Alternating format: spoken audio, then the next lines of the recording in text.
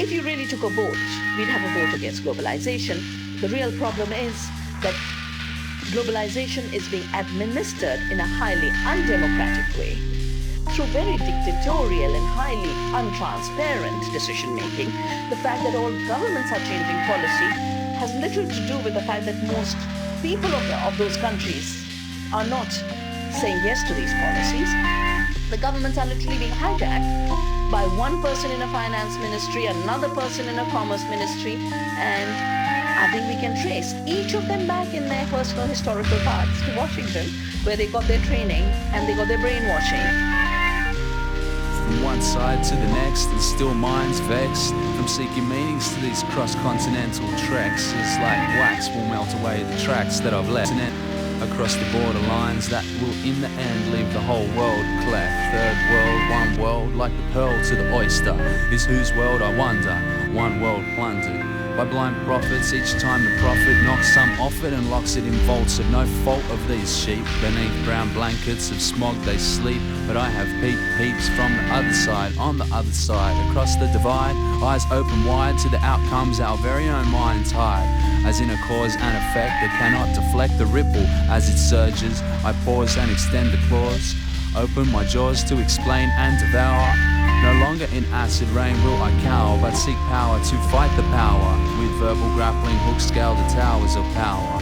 But right now in terminals like ports of call, the squall of ideas becomes a thermal updraft, casting pages into it like natural aircraft, and seeking the reason behind global treason. Interconnections of reflections, 4 seasons in one day may wreak havoc, but I've had it. Who's responsible? I'm responsible. Every sip of coke, every question unrespondable. This injustice will be forever ponderable until we take steps to make this shit more bearable. I've seen greenbacks carried on bent backs, coffee and gold carried in heavy sacks, whole empires built with brown hands. Whole people squashed by foreign demands, from plantations of plantain to the Dow Jones. Who owns what is grown and who grows it? The corporate dice and who throws it? As I sit and contemplate the weight of this shit, heavier every day, gotta find a way to delay the spread of creeping illness. The life we seek is the life that kills us, and by us I mean not just the ones around us, but even those fucked up by Christopher Columbus, or by Captain Cook for that matter. Wherever colonial seeds were scattered, they did shatter cultures, and it's bigger than that, for it's not by accident that were these plans set in motion. That it can't be stopped is our fictitious notion. Third world toil supports the new world, faceless corporations causing world turmoil. Makes my blood boil, gets my mind tight like a coil. Third world roll support the new royal. Insane corporation causing world turmoil. Makes my blood boil, gets my mind tight like a coil. Or a steel trap for that matter, no time to nap. Third world toll support the new roll. Insane corporation causing world turmoil. Makes my blood boil, gets my mind tight like a coil.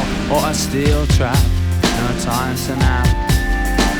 So I slap myself with awareness, even if it causes more stress. An explosion is imminent, I believe. Nothing else will this pressure relieve. I consume, therefore I am, or am I not? Must I cut off my hands to stop this rot? If it's about dollars, why do millionaires work?